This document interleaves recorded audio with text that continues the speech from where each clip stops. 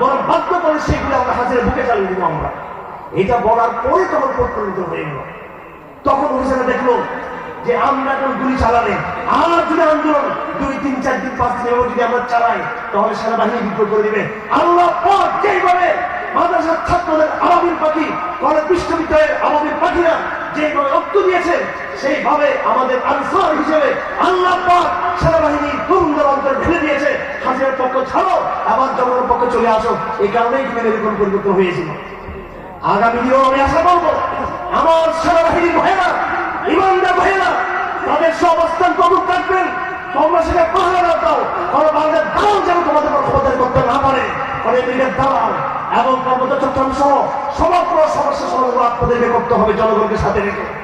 এই দেশের জনগণ আর ইমানদার সেনাবাহিনী ঐক্যবদ্ধ থাকলে আর সাথে কমি মাদ্রাসার ছাত্ররা এবং আমাদের তৌহিদবাদী প্রজন্ম আমাদের কেউ ঠেকেই রাখতে পারবে না। আমাদের ইনশাআল্লাহ কোনো দলও লাগবে না। এই প্রজন্মই যথেষ্ট ইনশাআল্লাহ। যাই হোক, আমার বক্তব্য শেষ।